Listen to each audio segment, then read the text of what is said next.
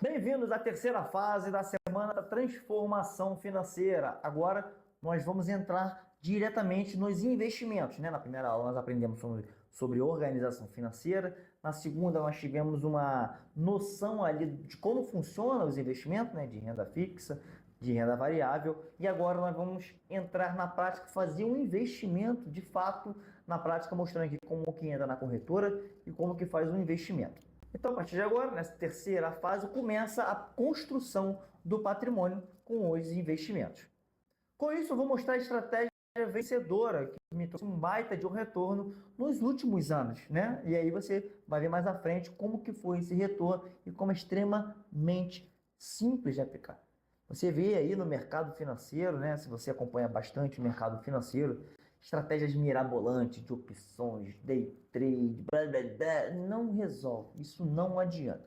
O que adianta é consistência na estratégia. E a estratégia que eu vou ensinar aqui para você agora, ok? A minha carteira, ela ganha em todos os cenários. Por quê? Porque o princípio básico de uma carteira boa, rentável ao longo do tempo é uma carteira diversificada. E diversificada em correlações negativas. Que loucura é essa, Renato? Do que tu tá falando, cara? O que é isso agora? Que porcaria é essa agora?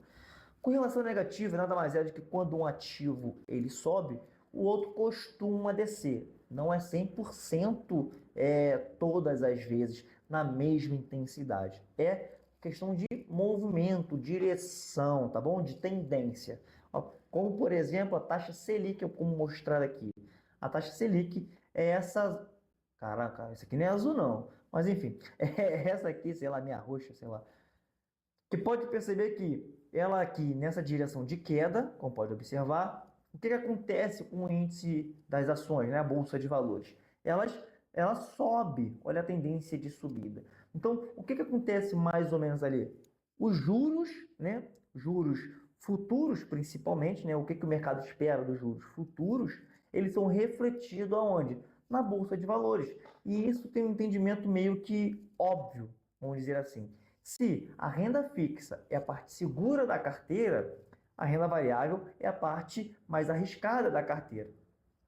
Você concorda comigo que se a taxa Selic, no caso aqui, as taxas de juros e os juros futuros estão indicando que vai ficar uma taxa de juros alta por uma maior quantidade de tempos, você concorda comigo que seria racional, de certa forma, as pessoas saírem do risco da renda variável e garantir uma boa rentabilidade na taxa de juros alta na renda fixa?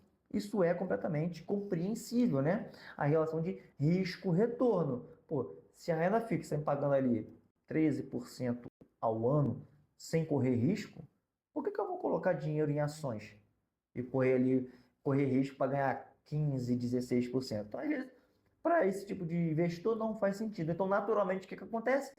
Há uma venda nas ações, naturalmente as ações caem e o pessoal migra para a renda fixa. Então é isso que acontece, taxa Selic alta, juros altos, juros futuros altos, naturalmente a bolsa cai, fica em queda. Por quê? Porque quem está entrando na bolsa agora, comprando mais barato, ele está o quê? Pô, se subir, também o retorno não vai ser alto. Então é questão de custo, né, de risco-retorno, essa assimetria. E é isso que acontece com investimentos com correlação negativa, como juros e ativos de renda variável. E por que essa estratégia é tão boa de você ter um pouco em cada? Um exemplo para tornar mais fácil, mais didático de entender é o seguinte. Imagina uma carteira com 50-50. 50% é ativo de renda fixa e os outros 50% é ativo de renda variável, bolsa de valores, tá bom? Para ficar mais fácil, ações. E aí, a renda fixa, digamos que você tenha 50 mil e ações você tenha 50 mil. A taxa Selic está em alta, juros está a expectativa de subir, ou seja, os seus investimentos de renda fixa eles vão subir. Então, o que a gente já sabe que acontece geralmente com a bolsa? E a bolsa cai.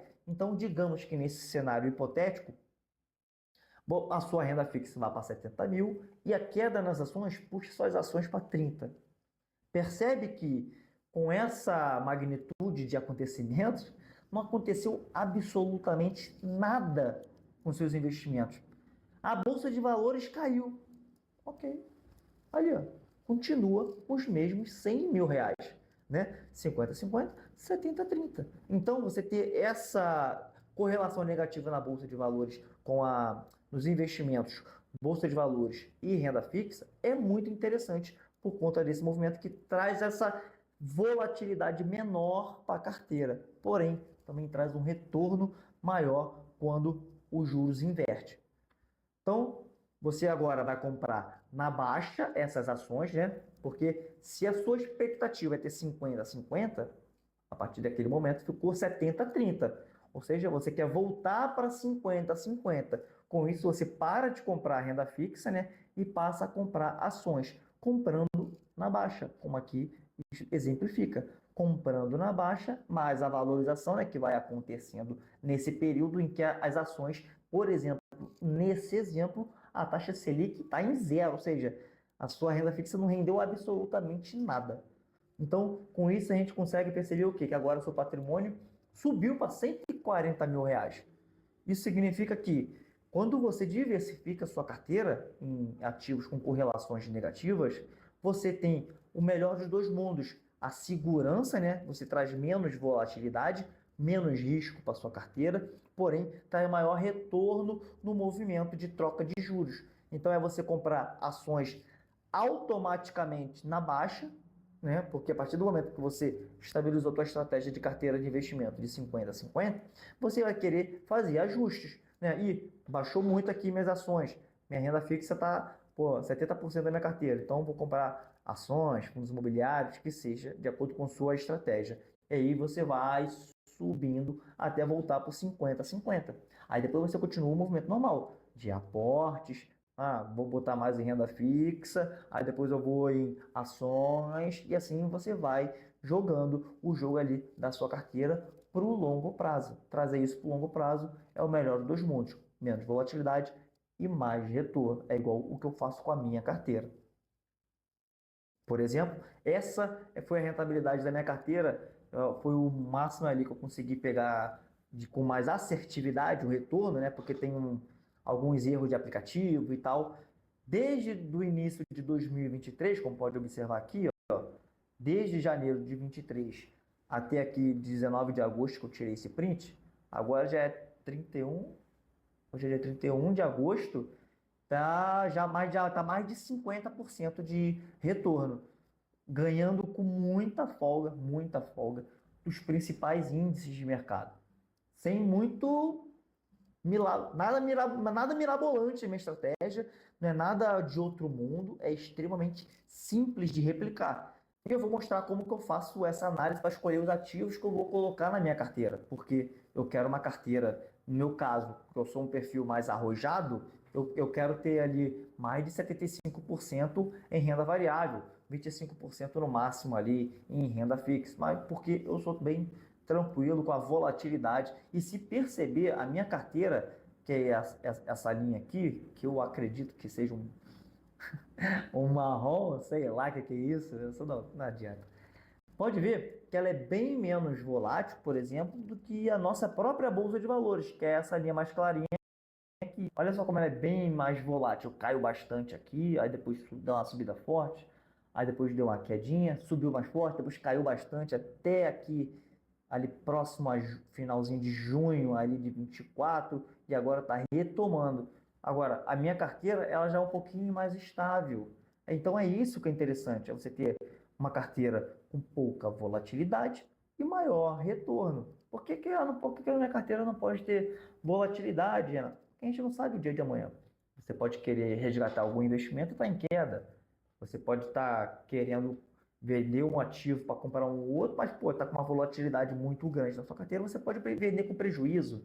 Às vezes vender com prejuízo pode te ajudar em questões de abater imposto de renda e tal. Então, você tem que ter esse discernimento, que menor volatilidade traz mais previsibilidade, mais segurança. Então, eu gosto de ter segurança na carteira. Você provavelmente vai ver alguns influenciadores, né, investidores aí, com uma rentabilidade, inclusive, maior do que a minha.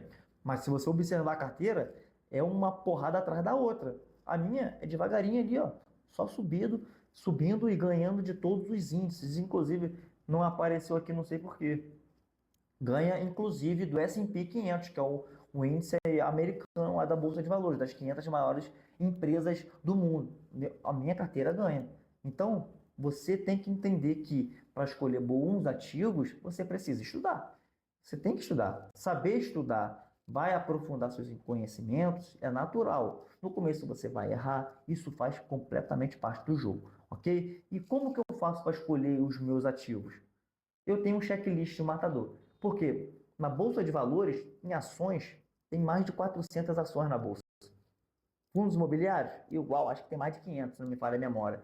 Pô, como é que eu vou analisar mais de 900 ativos? Não tem como. Então, eu faço um checklist, né? Eu boto alguns indicadores, alguns resultados mínimos que eu espero para poder começar a análise naqueles investimentos. Como, por exemplo, em ações, eu procuro saber qual produto ou serviço que aquela empresa vende, custos, despesas. Se é uma empresa que tem margens muito apertadas, eu já fico fora, porque eu gosto de empresas que têm a margem relativamente folgadas para poder trabalhar em momentos de crise, de inflação. Então eu gosto de empresas com a margem boa, tem um histórico de resultados positivos. Eu não boto, por exemplo, para começar um estudo, empresas que deram prejuízos recentes.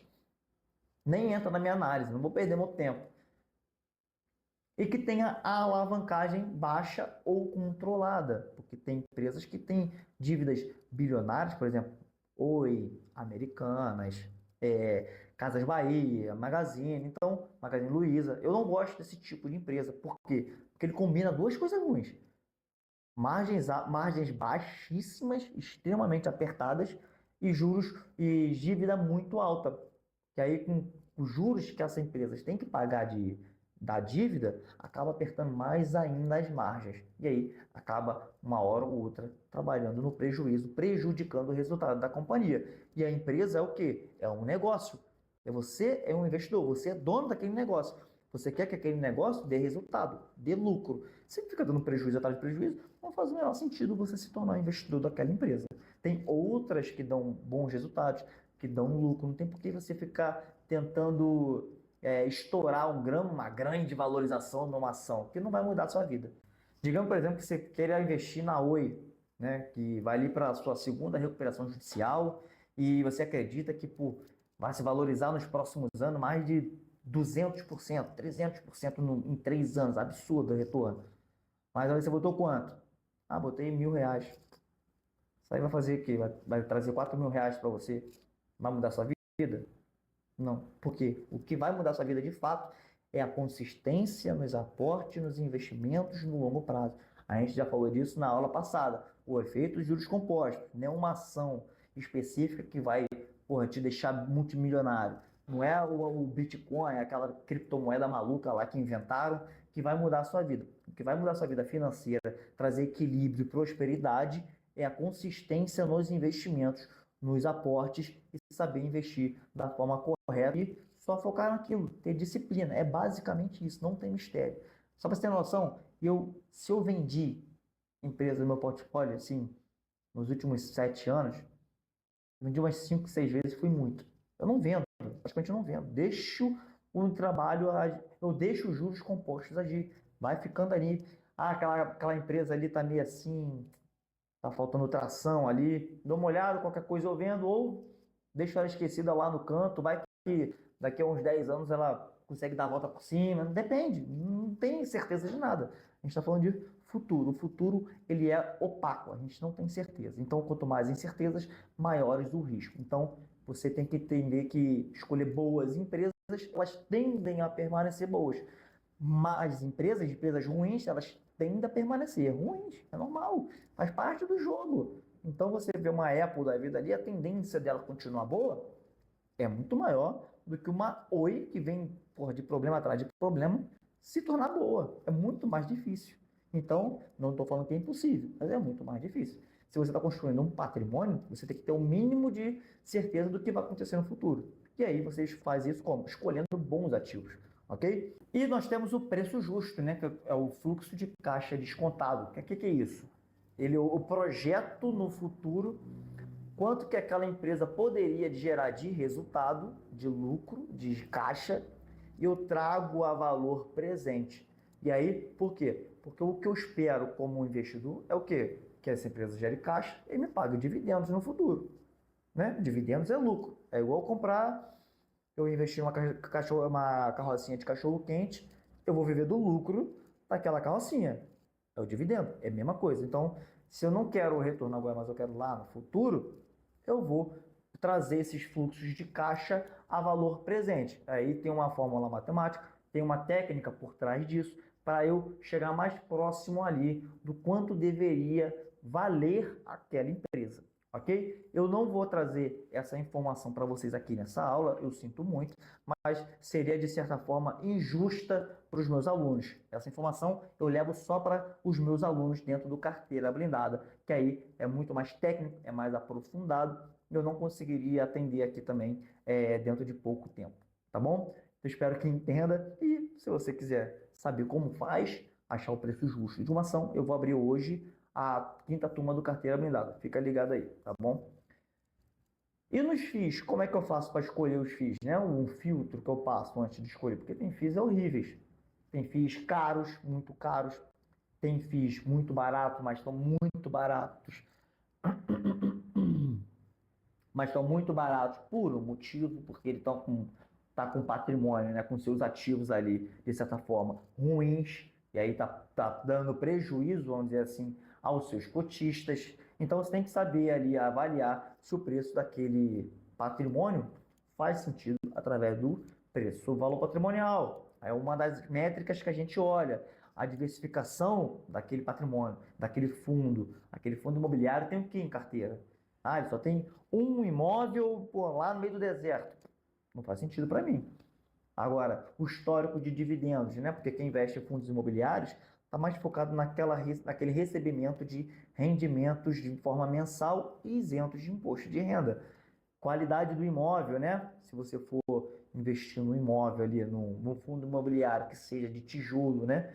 Que aí você está investindo diretamente naqueles imóveis ali, você vai ver a qualidade do imóvel. É um triplo A, ele não é um triplo A, ele é um cacareco velho lá no meio da Avenida Brasil, do Rio de Janeiro, por exemplo.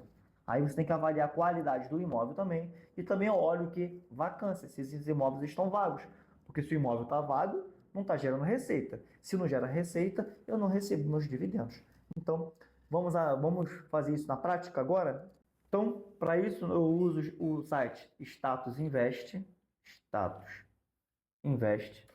Abri o Status Invest, eu vou em busca avançada. FIIs. Vamos olhar o FII primeiro, tá? FII busca avançada. Porque aqui eu jogo alguns filtros. Eu não gosto, por exemplo, eu vou analisar um fundo de tijolo, tá? Fundos imobiliários, eles têm basicamente dois tipos, tá? Outro é o híbrido, que mistura um pouco dos dois. Tem um fundo de tijolo, que ele investe diretamente no imóvel físico, né? Compra um shopping center, compra aquele, aquele imóvel lá onde um supermercado vai se instalar, tem o de agência bancária, tem vários imóveis, tá? Investe diretamente no tijolo, por isso o nome, fundo de tijolo. E aí tem ali vários segmentos, né? Tem agência bancária, como falei, tem de hospital, shopping center, de galpões logísticos, tem de escritórios comerciais. Então, eu vou procurar um investimento aqui, um fundo imobiliário que seja de galpão logístico. Por quê? Porque os galpões logísticos, né, estão sendo uma tendência natural de crescimento. Por quê? Hoje, com o crescimento do e-commerce, né, a Shopee, a Amazon, Mercado Livre, qualquer um que seja desses grandes players, eles têm lá uns galpões gigantes, né, onde eles armazenam boa parte desses produtos e dali eles partem para sua logística ali de entrega desses itens. Então eles precisam desses CDs, né, desses centros de distribuições. E quem aluga são grandes players do mercado. Mercados atacadistas alugam lá para deixar sua mercadoria. Então eu acredito que vai crescer bastante esse tipo de imóveis, né? Vamos ver o que nós temos aqui como fundo imobiliário desse segmento. Aí eu venho aqui, segmento. Eu coloco aqui, ó, imóveis industriais e logísticos, gestão ativa. O que é gestão ativa e passiva? A passiva é aquele fundo em que ele tem ali um imóvel X e deixa lá, alugando, alugando, alugando. A gestão ativa, ele pode vender aquele imóvel, comprar um outro, ou seja, o gestor, ele ativamente compra, vende imóveis, aluga para cá, não está fazendo sentido, vou vender isso aqui. A gestão passiva fica mais quietinha, fica passivo ali, só recebendo aqueles aluguéis, ok? Então, eu quero um de gestão ativa. E aí, eu quero que ele me dê, no mínimo, de dividendo ao ano, tá? Dividend yield significa dividendo no ano, tá? De 8%. Que ele me dê 8% em relação a quanto está custando a cota hoje, tá bom? Um preço sobre valor patrimonial no máximo de 1,1. O que é isso, Renato? Preço sobre valor patrimonial é quanto que eu estou pagando pelo patrimônio daquele fundo. Digamos que um fundo imobiliário ele tem apenas um imóvel e esse imóvel valha R$ 1 milhão. Quanto que eu estaria disposto a pagar nesse imóvel? R$ 1 milhão. Nesse caso aqui, 1,10, eu pagaria até 1.100.000. Por quê? Porque pode ser que esse imóvel se valorize mais do que a média, pode estar numa localidade melhor. Então, a intenção é o quê? Você ter imóveis que vão se valorizar ao longo do tempo. E, geralmente, imóveis muito bons, geralmente já estão com um precinho acima do seu valor patrimonial. Nesse caso aqui, eu aceito pagar 10% apenas acima. Ah, mas eu aceito 20% acima, Renato. Tudo bem, você coloca aqui 1,20, não tem problema. Você fala, não tem caô. E que ele tenha um patrimônio líquido e que ele tenha uma liquidez média diária de, sei lá, uns R$ 400.000. O que é liquidez? A média de negociação desse fundo na Bolsa de Valores em um dia. Por que ter uma liquidez média alta é interessante? Porque se você fizer, eu não sei o tamanho do seu patrimônio, eu não sei o quanto você pretende investir num fundo imobiliário. Quando você tem um patrimônio, um fundo imobiliário onde ele negocia bastante rapidamente, assim, ó, é muito dinheiro no mesmo dia, significa que caso você queira vender todas as suas cotas no mesmo dia, você vai ter facilidade em vender. Agora imagine isso aqui, pô, você bota uma liquidez média diária de R$ 10.000 e você tenha um patrimônio ali naquele fundo, nesse fundo específico, de R$ 50.000 e você queira vender tudo. Você vai ter dificuldade de vender naquele dia. Por quê? Porque a média daquele dia é de 10 mil. Ou seja, os outros R$ 40.000 que você queria vender, provavelmente você vai puxar muita cotação para baixo para alguém querer comprar aquele fundo imobiliário. Aí você vai acabar tendo um certo prejuízo, porque você vai vender mais barato do que o preço de mercado daquele dia. Então, uma liquidez média ali 400.000, tá bem na ideia. Ah, mas quero botar 800.000 em um único fundo imobiliário. Aí você aumenta aqui, para 900.000. Você tem que ter facilidade em vender sem perder muito poder de compra. Então, a princípio, eu vou fazer assim mesmo. Patrimônio, eu quero que esse fundo tenha no mínimo 1 bilhão em patrimônio. Significa que esse fundo ele é bem grande. Opa, 1 bilhão, cadê? Opa, 1 bilhão. 1 bilhão? Foi? Botei certo? Número de zeros? 1 bilhão. Isso. Ah, eu aperto buscar. Aí aqui já vai me dar essas opções, viu? Eu já filtrei dos, sei lá, não sei quantos fundos de galpões logísticos tem. Mas já filtrei um monte para aquela minha realidade. Aí a partir dali eu começo a minha análise para ver qual que faz mais sentido na minha carteira. Por exemplo, dividend yield. Esse BRCO é o que está pagando. Vamos ver qual que está pagando mais. O que está pagando mais é esse GARI 11. Ele está com preço valor patrimonial de 90,99. Isso é interessante. Significa que estou pagando, por exemplo, naquele imóvel que ele está sendo avaliado ali na média a 1 milhão, eu estou pagando 990.000. Ou seja, eu já estou pagando com desconto aquele imóvel. Se alguém quiser, se aquele imóvel se valorizar, beleza, vou ganhar mais ainda, se caso eu venda no futuro. Percentual do caixa, número de cotistas, tem bastante cotista. Dividend yield nos últimos 3 anos cresceu a média de 1,3%. Patrimônio de 1 bi, número de cotas, Tá interessante esse BR, esse GARI 11. Nós temos aqui HSLG 11, LVBI, GGRC, XPLG, VILG 11, BTLG 11, HGLG. Todos eles são excelentes fundos imobiliários, tá? Por sinal, todos eles são muito bons. E aí, eu vou comprar qual? Aquele que me oferece o melhor risco-retorno. Naturalmente, se um imóvel está sendo avaliado bem abaixo do seu valor patrimonial, como esse caso aqui, ó, VILG 11, a gente pode abrir uma aba aqui, 0,77%, ou seja, eu estou pagando 77 centavos a cada real de patrimônio, ou seja, um baita de um desconto, né? Estou pagando 77 centavos em cada um real que ele deveria valer.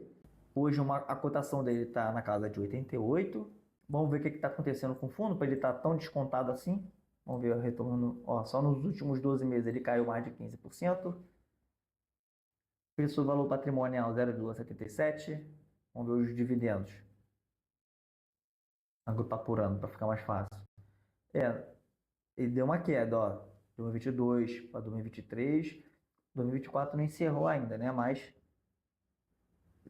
já vai entregar praticamente a mesma coisa aqui que agosto do que 2023.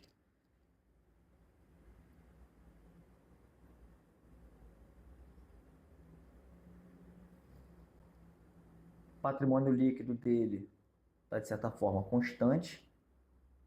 Saiu de 1,715, agora está 1,7. Vamos ver se ele tem dívida muito alta. Cadê obrigações por securitização? Tem 260 milhões ali em dívida. Isso representa quanto dos seus ativos? Os seus ativos é quase 2 bilhões. Está bem de boa essa dívida frente aos seus ativos. VILG 11, ó, ele tem 1, 2, 3, 4, 5, 6, 7, 8, 9, 10, 11, 12, 13, 14. Ele tem 14 imóveis. Eu gosto de diversificação.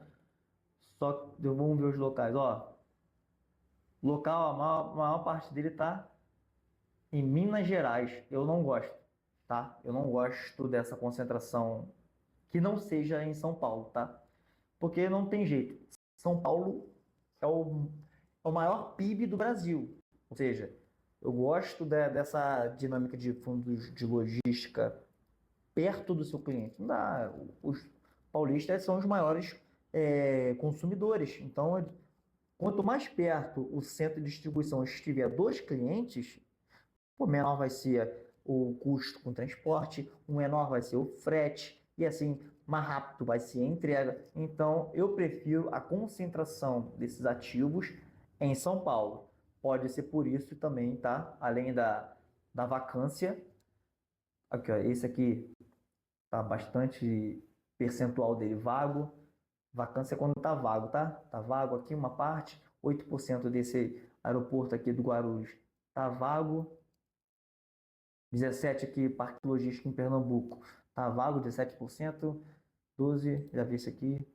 Então ele tá com uma vacância, ó, esse aqui tá com 26%, né, do seu galpão ali em Caxias, ali no Rio de Janeiro, a princípio parece ser no Rio de Janeiro, no Rio de Janeiro.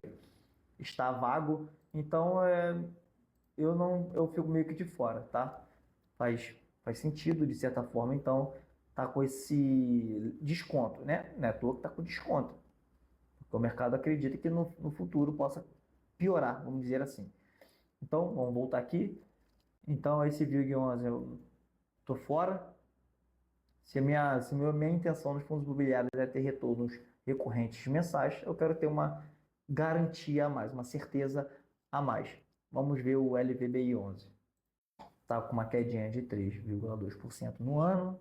Está com dividend yield de 10%, é um bom dividendo, tá? Lembrando que esses dividendos são isentos de imposto de renda. Está sendo negociado a 89 centavos por real de patrimônio. Tem uma liquidez de 4 milhões. Cresce dividendo, cresce o seu valor de mercado, né?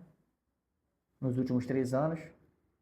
No último 5 anos deu uma leve queda, mas os dividendos estão crescentes. Eu gosto disso. No último rendimento pagou 90 centavos cada cota. No próximo também vai ser 90 centavos por cota. E aí, se eu pegar aqui a máxima, vou agrupar por ano, pode ver que tem, de certa forma, um dividendo crescente. 2024 ainda não encerrou, talvez deva bater aqui, vai ter mais uns 5 meses aí, né? Setembro, outubro, novembro, dezembro, mais 4 meses. Então, talvez passe ali 9,56, mais uns, tá pagando 90 centavos, mais ou menos. Então, 9, 18, 27, 34, 36, 36, mais 13,60 aqui, vai para 10 e pouco. Então já vai passar 2023, provavelmente, se eu fiz a conta certa, assim de cabeça. Provavelmente vai passar, então dividendo crescente, eu gosto disso.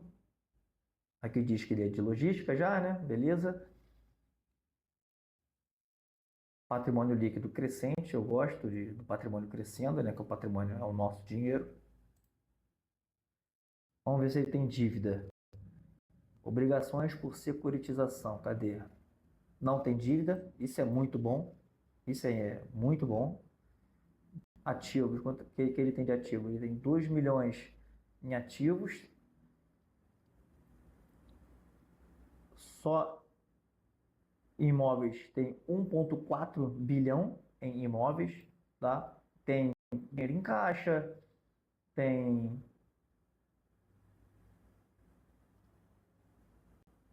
uma merrequinha aqui de título público. Vamos ver mais o que ele tem. Ele tem tem 278 milhões investido em outros fundos imobiliários. Tem ações aqui, tem algumas ações de participação societária.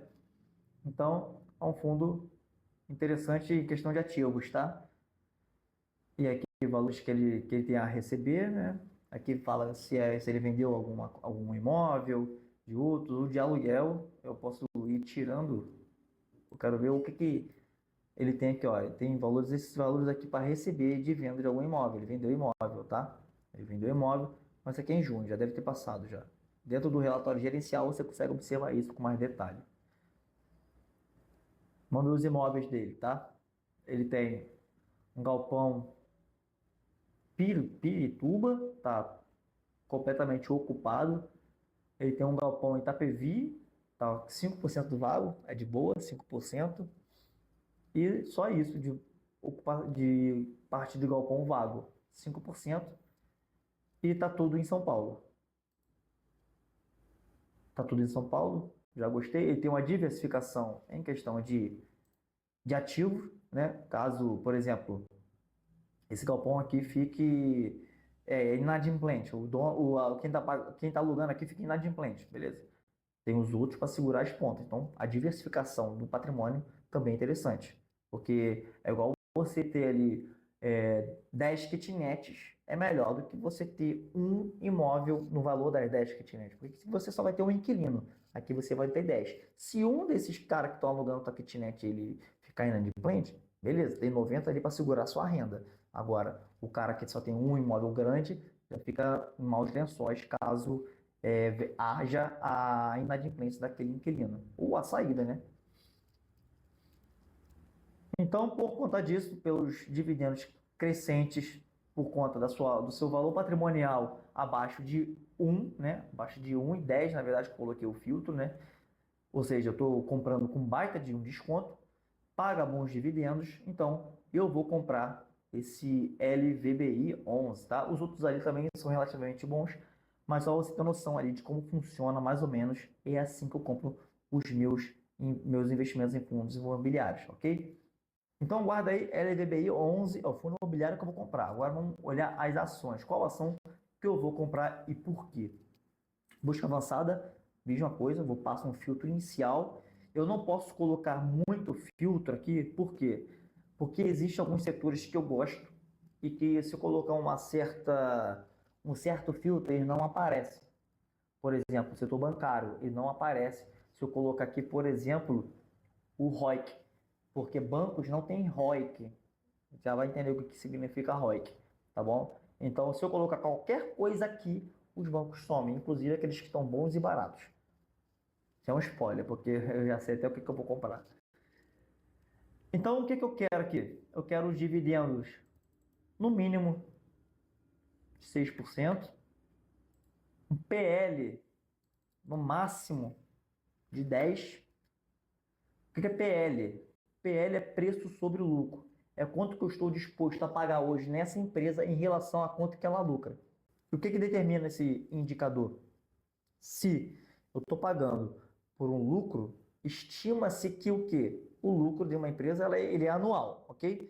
Então, eu estou pagando pelo aquele lucro anual. Eu estou pagando 10 vezes aquele lucro. Ou seja, 10 lucros daquele em 10 anos, eu reaveria todo o meu investimento. Obviamente, aqui eu não estou levando em consideração que esses lucros vão aumentar. Se esse lucro se permanecer constante e a empresa pudesse, né, ou fosse repassar 100% desse lucro, eu levaria 10 anos ali para reaver meu investimento, para ter 100% de retorno apenas dos dividendos. Tá? Então, no máximo 10, contudo, quanto menor esse valor, melhor. Mais barato, então, está sendo negociada essa empresa. Ok? Outro indicador que eu gosto de botar aqui, margem líquida. Eu gosto de empresa que tenha no mínimo uma margem líquida de 10 a 12% ali.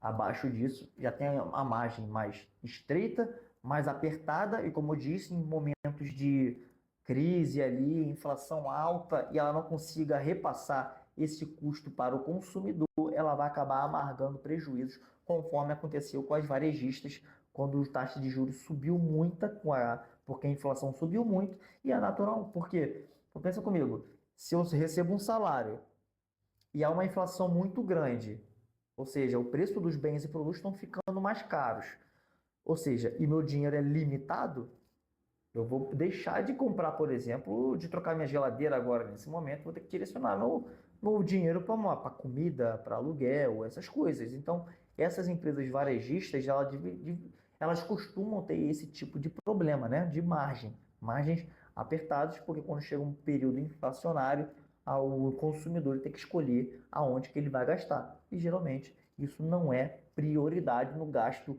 do consumidor. Então, eu gosto de empresas que têm uma margem alta, porque assim, em qualquer período, ela consegue sair bem. Esse é o mínimo, no mínimo 12. Dívida sobre EBIT. Eu gosto que a empresa tenha no máximo 3 vezes de dívida sobre o EBIT. Não vou colocar, por quê? Porque algumas empresas não têm EBIT, né? E aí fica difícil de avaliar. Então, dívida líquida.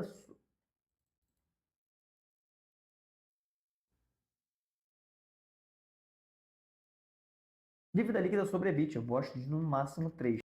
Ou seja, aqui aquela empresa tem uma dívida líquida no máximo 3 vezes o EBIT. O EBIT é Earn Before Interest Tax. Significa o quê? Lucro operacional daquela empresa.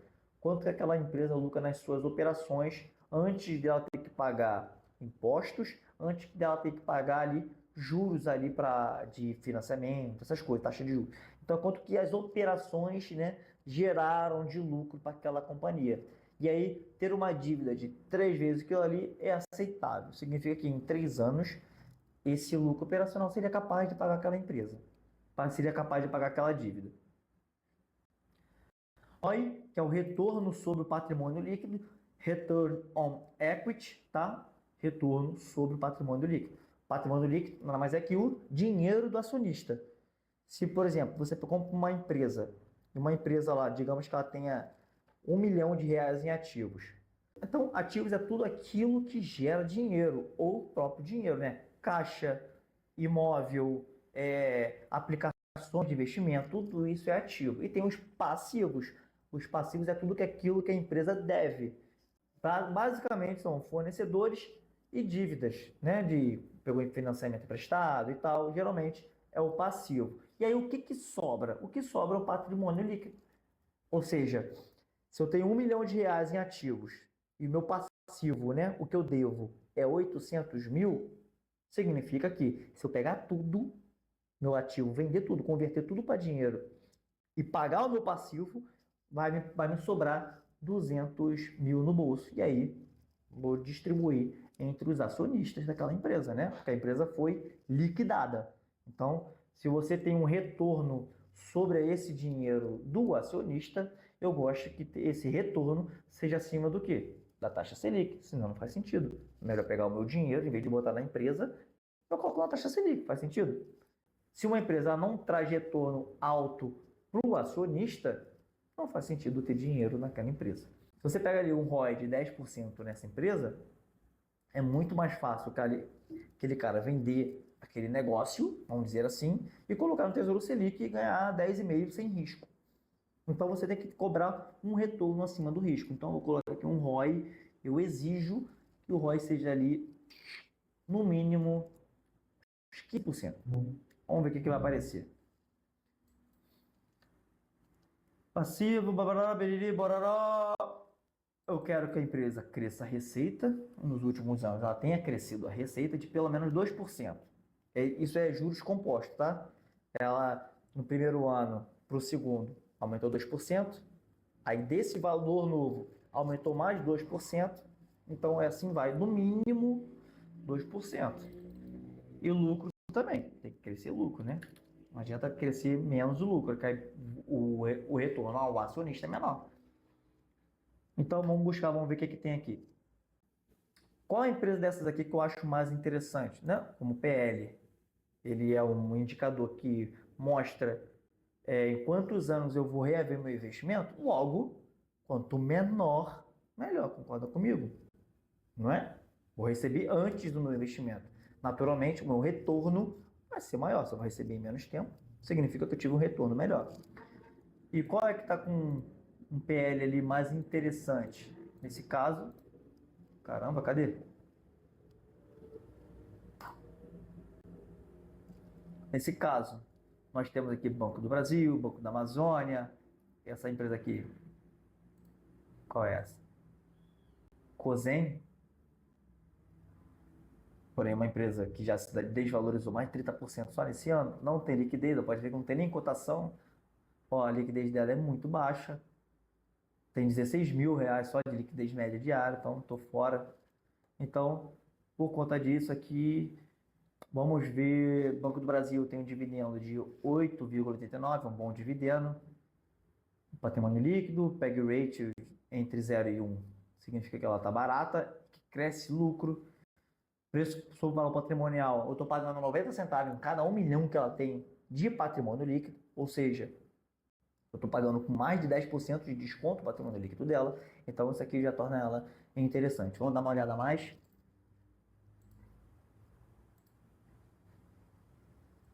Só nos últimos 12 meses, o Banco do Brasil se valorizou 28,23% só de valorização da cota, mais 8,89% que ela pagou em dividendo, mas isso é relacionado ao preço atual. Mas se a gente olhar aqui, ó, cadê?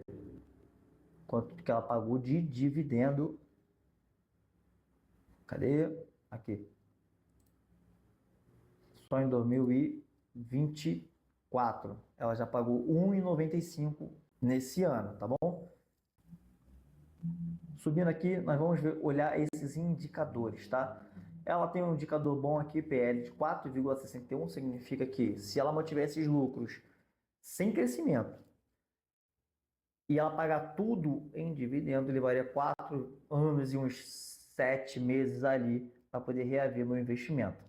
E aí, a média dela, desse PL, né, é de 6,50, ou seja, ela está ela está 30% abaixo da sua média, ou seja, está barata, tá? Está barata.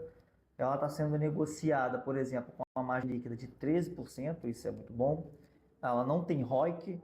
Por que bancos não têm ROIC? Porque aqui a fórmula é o seguinte, ó, EBIT menos impostos é o patrimônio líquido mais endividamento. O que acontece? Banco, eles não têm EBIT. EBIT é o lucro operacional.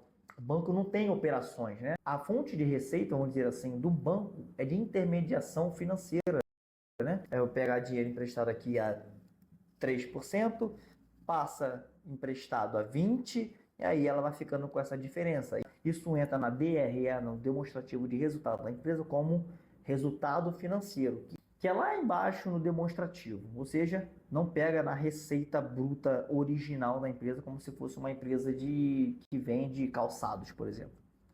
Ok? Por isso que ela não tem ROIC, mas ela tem ROI, um ROI muito interessante, 19%. Faz mais sentido se ela mantiver esses mesmos resultados para o futuro, ter Banco do Brasil do que ter Tesouro Selic, ok? Porque está pagando 19,54% sobre o patrimônio líquido. E pode ver que esse retorno vem aumentando aqui desde 2020. 2020 caiu, não tinha para onde correr, né? Pandemia. E vem subindo. É uma máquina de fazer dinheiro. É o Banco do Brasil. Quer se receita 17% ao ano. Caramba, 20% só em lucro. 20% de crescimento nos últimos 5 anos, ano após ano, tá? Dividendos aqui, eles são de certa forma crescentes. Aqui foi no período da Dilma, que ela fudeu com o meio mundo, mas depois voltou ao normal. Aqui o payout dela é em média 33%, mas 2024 aqui não apareceu ainda, não deve estar atualizado o site, né? Porque já está pagando investimento, já está pagando o dividendo, ou seja, eles devem esperar fechar o ano para ver quanto que foi o payout. Ou seja, pagou 32, 33, 38, 31. O que é o payout? Payout é quanto do lucro ela paga em dividendo. O restante ela retém para pagar em dividendo e tal, ok? Dividendos futuros, nesse caso, ou reinvestir na própria empresa. Porque o payout é quanto que ela pagou. E o que ela sobra pode ser que ela pague no futuro. E aqui é uma empresa, pô, tem mais de 200 anos de existência, ou seja, a possibilidade do Banco do Brasil quebrar é praticamente impossível, até porque é um banco de sociedade mista, ela é estatal de certa forma. Ela tem mais de 178 bilhões em patrimônio líquido. Ela vale hoje no mercado 161 bilhões, aqui o desconto. Ou seja, o que as pessoas estão negociando ela hoje no mercado vale menos do que seu patrimônio. É como se você fosse comprar um imóvel de 1 milhão a 900 mil reais. Então, eu estou comprando com desconto. Então, basicamente, por conta disso, tá? Eu vou investir em Banco do Brasil. Aqui nós temos aqui o crescimento da receita, né, nos últimos anos, crescimento do lucro, uma empresa que não dá prejuízo. Ela não deu prejuízo aqui, vamos ver até quanto vai isso aqui. Pelo menos desde 2009 ela não dá prejuízo, é só lucro. A linhazinha vermelha aqui é a margem de lucro, ou seja, só dá lucro, ela não dá prejuízo. A receita crescendo pra caramba. Então, uma baita de uma empresa, eu vou investir em Banco do Brasil. Ok? Então, Banco do Brasil e o LVBI, Fundo de Investimento Imobiliário do VBI Logístico. Vou comprar esses dois ativos. Mais um ativo de renda fixa. Vamos comprar um Tesouro Selic, te mostrando na prática como que faz isso dentro da corretora. Para isso, já vou entrar aqui na minha corretora. Eu uso a Rico, eu uso outras corretoras também, mas a Rico eu acho bem mais simples para quem está começando. Eu vou botar aqui, Rico. O Banco Inter, para quem tem, como hoje está na moda, né, banco digital, também pode comprar por lá, tá? Lá tem uma aba de corretora, no mesmo aplicativo, ele já funciona como corretora. Vou abrir a minha conta. Tem que abrir minha conta aqui. Quem for abrir a conta, aperta em abrir a conta. Ah, não, é acesso a minha conta, tá certo. Então tem outro botãozinho do lado, caso você não tenha conta e queira abrir conta na Rico, tá? Todos os seus investimentos aqui, eles são isentos, tá? Não cobra taxa alguma. Vai cobrar uma taxinha ali de emolumento no máximo da transição, mas isso não é a Rico que cobra, tá? É a Bolsa de Valores que cobra os emolumentos. Eu vou entrar aqui com a minha conta. Então já entrei aqui, tá? Na corretora Rico. Para você vir aqui para essa parte de títulos públicos e tesouro direto, basta você apertar aqui, caso você queira investir pelo computador, tá?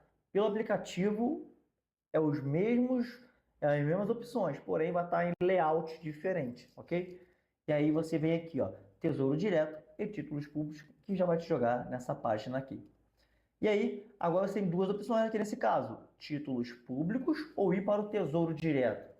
E para o Tesouro Direto. Por quê? Porque o Tesouro Direto é a plataforma do governo federal, onde diretamente você compra os títulos do governo. Está dando dinheiro para o governo e o governo está te dando essa renda fixa. E aí vai te pagar ao longo dos anos. Esse aqui, para os títulos públicos, você está comprando de outros investidores que queiram vender seus títulos, tá bom? O Tesouro Direto, você negocia direto com o Estado. E aí, aqui embaixo tem algumas informações, tá? Tem, como eu já falei na outra aula, tem o IOF, que é imposto de renda. E aí, caso você saque antes, vai sofrer o imposto de renda sobre o lucro, dependendo do tempo que você ficar investido, tá bom?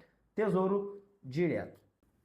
Bom, aqui nós chegamos aqui nos títulos que tem. Pode perceber que aqui na Rico eles colocam aqui o nível de risco. Ó. E você vai perceber o que? Tesouro Selic, ele é risco 1, ele é o investimento mais seguro do Brasil. Ele é o mais indicado para a reserva de emergência. Por quê? Porque ele tem um risco 1, significa que ele vai sempre render linha reta e ele pode ser sacado a qualquer momento, tá bom?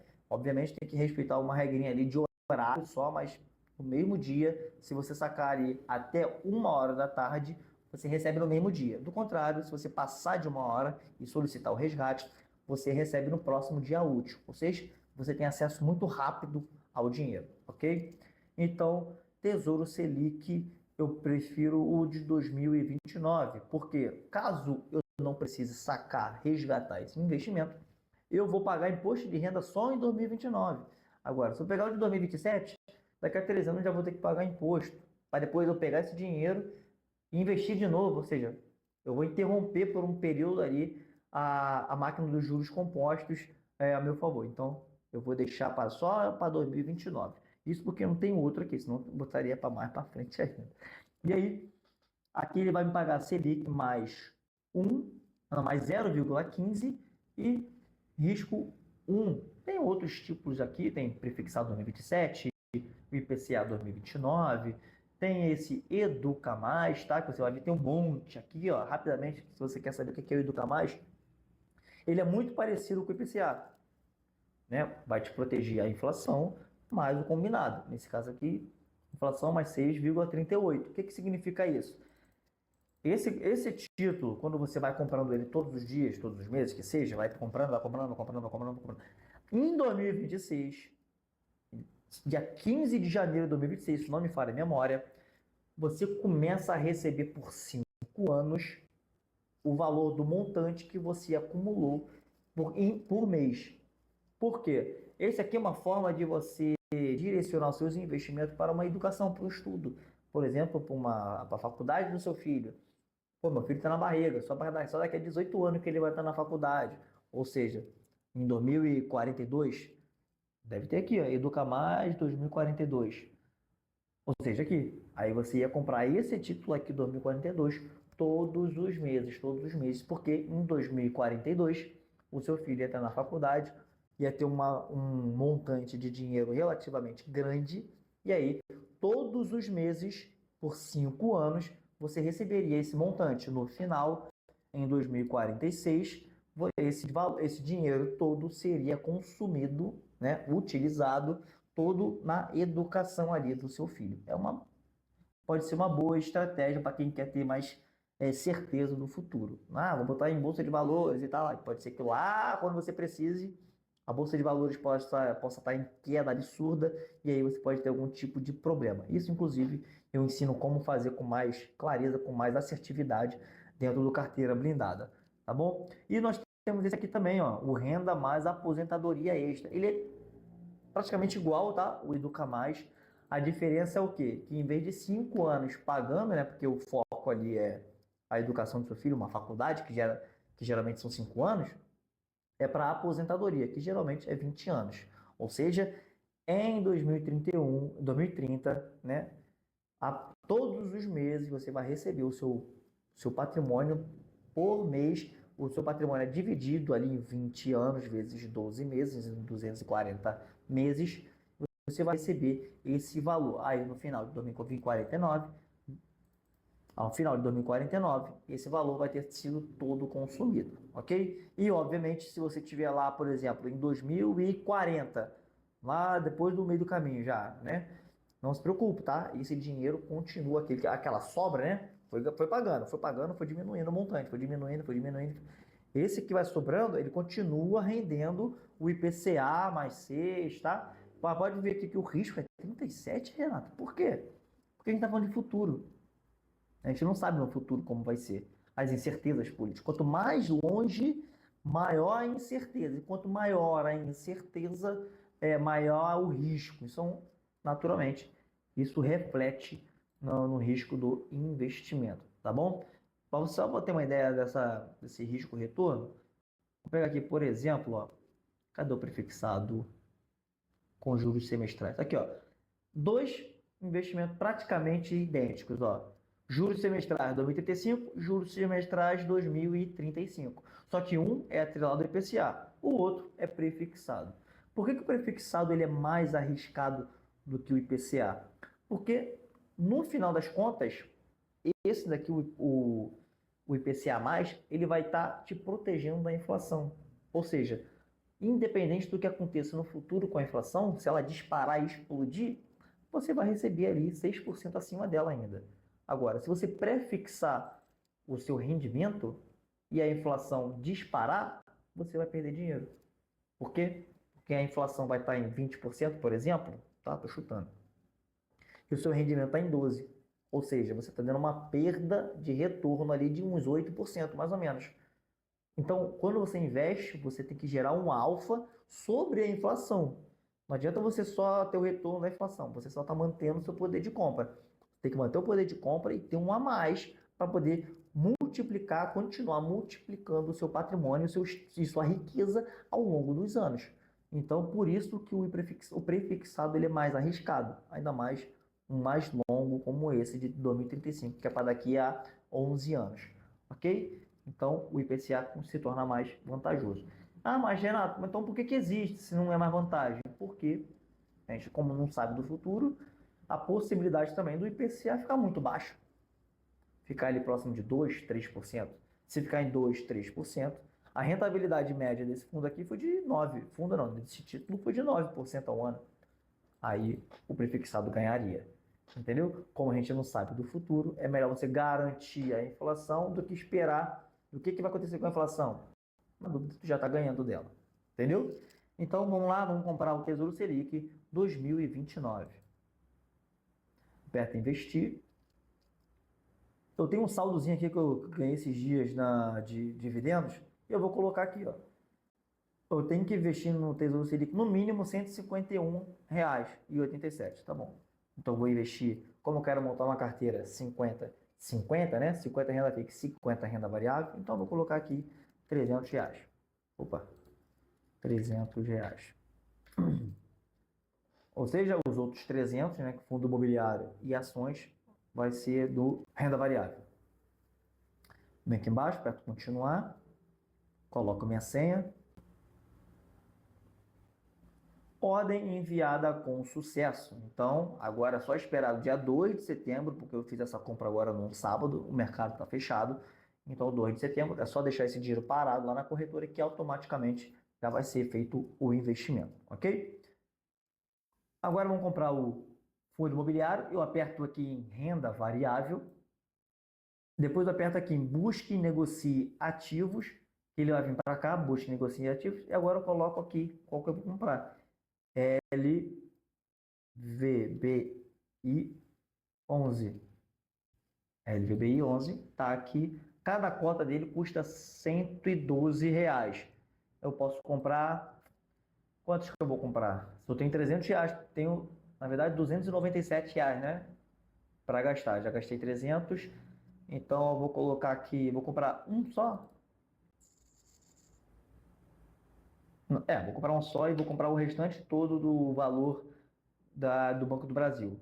Eu vou comprar ao melhor preço. Eu poderia escolher aqui quanto que eu queria pagar, né? Mas aí eu teria que ter alguém querendo me vender a esse valor. Mas aí eu vou botar o melhor preço. O melhor preço que tiver lá, o preço de mercado, o preço que tiver piscando na tela, eu quero que ele compre. No caso aqui, vai comprar próximo de R$ 111,39, tá bom? Comprei uma cota, pode comprar cota todos os meses comprando uma cota, quando vai ver o seu patrimônio já está começando a se formar.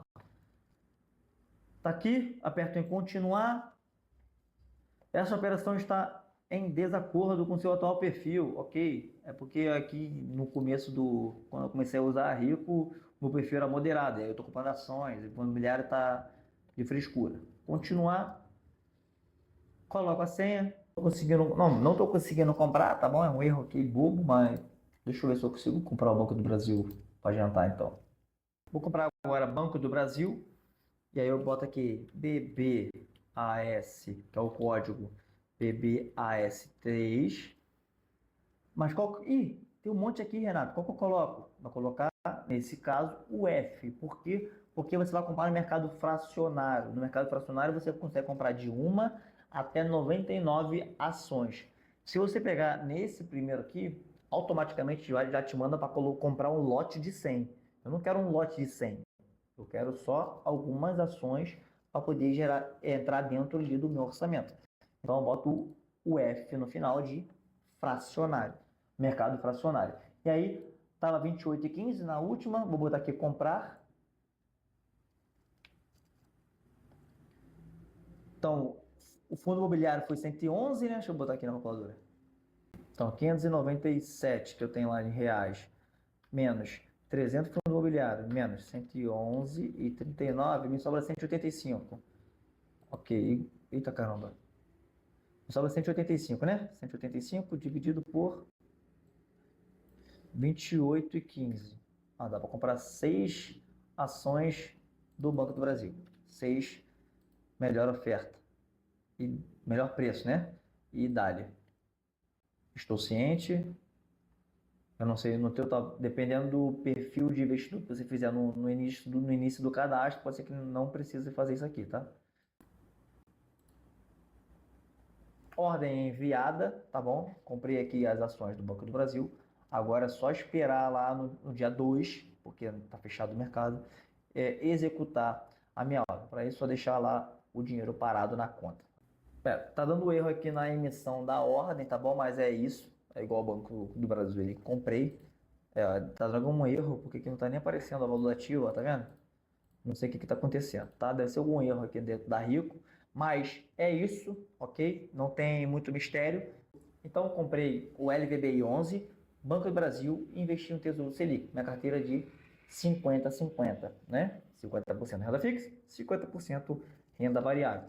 Mais para frente, eu vou ver como vai ser esse movimento, e aí eu faço alocações específicas. Pô, a bolsa está caindo, então vou focar agora os aportes em bolsa, que eu vou comprar mais barato. Agora, não é porque uma ação caiu que ela está barata, não é porque subiu que ela está cara. Você tem que olhar os fundamentos da empresa, saber o que está acontecendo, você tem que ir mais a fundo na análise, né? Você ali abrir o release da empresa, ver ali o custo da dívida daquela empresa, a estrutura de capital daquela empresa, fazer uma projeção de fluxo de caixa daquela empresa para ver se faz sentido, se está fundamentado aquela queda. Por exemplo, a loja americana de perdeu mais de 90% do seu valor de mercado e nada impede de cair mais 90%, né? Um ativo ele pode cair infinitamente 99%, né? Então, aonde está o porão, ainda tem o alçapão,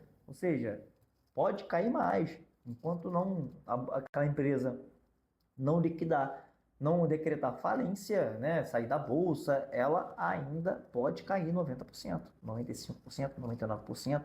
Lembrando que uma empresa que caiu 50%, né, você colocou um dinheiro lá, caiu 50%, você precisa que ela suba 100% para poder reaver o seu investimento.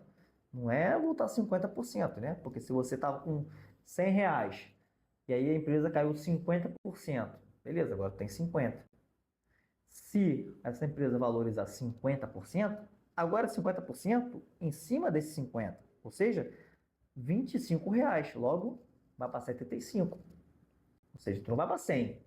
Aí sim, depois desses 75, ela tem que voltar a subir mais um pouco para poder chegar no 0 a 0. Então, uma empresa que caiu 50%, ela precisa que suba 100%. Nesse caso, se ela caiu R$ 50, ela precisa que suba mais R$ 50, que é 100% do valor de baixo, ok? Então, tem que tomar cuidado na hora de investir, invista em empresas sólidas, que essas quedas são muito improváveis, porque para você reaver um investimento perdido é muito mais difícil, tá bom? Então, quanto menos volatilidade na carteira, como mostrei, melhor. Então, finalizamos a nossa terceira fase, né? A nossa construção, ao começo da construção do nosso patrimônio, né? Para que vai sustentar o nosso estilo de vida no futuro, para que não tenhamos que depender do governo, que o governo só faz cagada, ainda mais no Brasil. Que os caras, se fazer merda fosse uma arte marcial, pô, o político brasileiro era faixa preta. Não tem como. O Brasil é líder em fazer cagada, gastar pra caramba. Então, a tendência natural questão de benefícios sociais, né, de garantia de alguma coisa, depender do governo, você está completamente em uma enrascada, né? Porque o INSS é a maior pirâmide do Brasil. A maior pirâmide do Brasil. Ele precisa que pessoas entram na base para bancar quem está lá no topo. Quem está lá no topo são os idosos já aposentados, porque já entraram há muito tempo.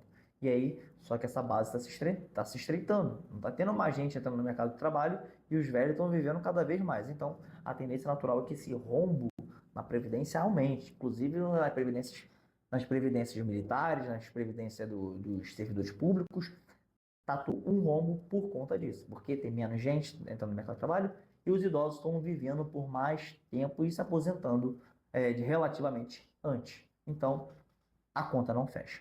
Então, faça a sua parte, comece a investir o quanto antes. Obviamente, estou falando de futuro longuíssimo, né? Mas você tem metas de médio e curto prazo, como o exemplo que eu dei ali agora do Educa Mais, pode ser plausível também, né? Ter uma carteira ali para você focar no investimento na educação dos seus filhos, você tem uma outra ali para você querer começar a dar entrada no imóvel, para não ter que tomar uma porrada de juros por muito tempo. E aí é estudo, inclusive eu te ensino a fazer isso da forma mais inteligente ali dentro do carteira blindada, ok? Por fim, então, finalizamos a nossa terceira fase, onde nós já damos no nosso pontapé inicial, né, na construção do patrimônio, e agora cabe a você decidir os próximos passos, né? E aí você tem dois caminhos. Você pode fazer tudo meio que de qualquer jeito, errando, perdendo tempo, perdendo dinheiro, isso faz parte no começo, tá bom? Aí aprender, reinveste e deu errado, vou fazer de novo. Ou se você vai sair do jogo, se você ficar assim, tentando, a probabilidade de você sair de jogo é muito grande, tá? Eu fiquei tentado no começo a sair do jogo porque era muito erro que eu cometia e fazia parte do jogo e eu não entendia isso, ok? Ainda bem que eu persisti, entendi como funciona, aprendi bastante, gostei tanto que me apaixonei pelo aprendizado, aprender sempre a investir cada vez melhor, então eu me tornei analista de investimento justamente para isso, para entrar na ravina, para saber o que eu tenho que fazer e errar o mínimo possível. É isso que eu ensino para você. Essa é a segunda alternativa. Ou você vai errando de qualquer jeito, aí, tentando de qualquer jeito, ou você já vai fazendo o que tem que ser feito. E aí eu te ensino dentro do carteira blindada, tá? A quinta turma vai abrir hoje, exatamente agora. A turma já está aberta, então as vagas são limitadas. Eu te explico exatamente o que você precisa fazer para sair das dívidas, para poder organizar suas finanças, para poder investir e construir um patrimônio no futuro. Obviamente que aqui eu vou trazer melhores ferramentas, melhores informações, né, mais aprofundadas para facilitar o seu entendimento e a aplicação na prática. Porque não adianta eu ficar ali te dando a aula e você não aplicar nada.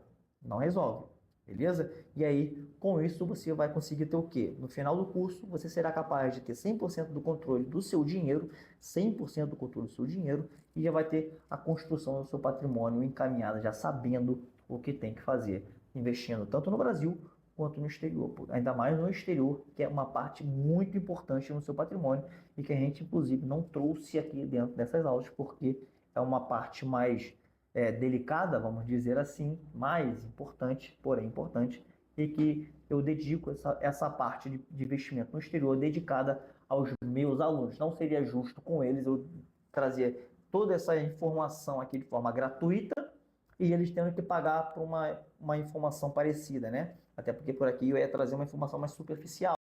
Lá eu vou bem na ravina, eu vou dentro do assunto de verdade, eu vou abro o site americano, te ensino, te ajudo a traduzir e tal. Eu faço tudo isso de forma simples, prática, passo a passo. clique a clique. Eu te pego pela mão e te ensino a investir também no exterior, protegendo o seu patrimônio em dólar. Até porque a tendência natural é do dólar se valorizar frente ao real.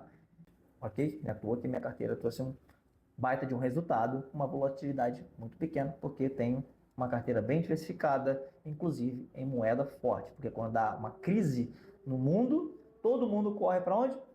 Para a segurança do dólar. E comprar moeda não é o suficiente. Você precisa comprar ativos dolarizados, porque a inflação lá também corre solta. Não tanto quanto aqui no Brasil, mas também tem inflação. Ok? Então, quem aproveitar agora vai ter mais de R$ 1.500 de desconto e acesso a bônus exclusivos, tá? Como, por exemplo, o suporte das aulas. Todo o suporte é feito por mim.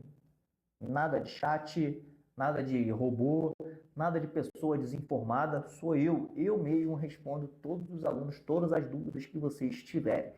E para quem se inscreveu hoje, terá uma oferta exclusiva, um bônus exclusivo de 1 hora de mentoria individual comigo. A gente combina um horário, eu mando um e-mail para você, você escolhe lá o horário que você quiser, o dia, e a gente marca essa reunião de 1 hora e a gente faz uma ligação por vídeo chamada e eu vou direto no seu problema, ok? Ah, mas não é dívida. Tamo junto. Ah, eu quero investir no exterior, no Brasil, criptomoeda, organizar as finanças aqui de forma. Quero que você me ajude dentro da minha realidade. Tamo junto também. Então, você vai ter 1 hora de mentoria comigo, ok? E se você não ficar satisfeito, eu devolvo 100% do seu dinheiro. Como assim? É você investidor ou o seu dinheiro de volta. Essa é a promessa do Carteira Blindada. Se você não se tornar investidor, eu devolvo o seu dinheiro. Dentro de 7 dias, você pede lá o reembolso via e-mail, que eu devolvo 100% do seu dinheiro. É zero risco. Não tem risco, ok? Então, eu te espero lá dentro da primeira aula do Carteira Blindada. Até lá!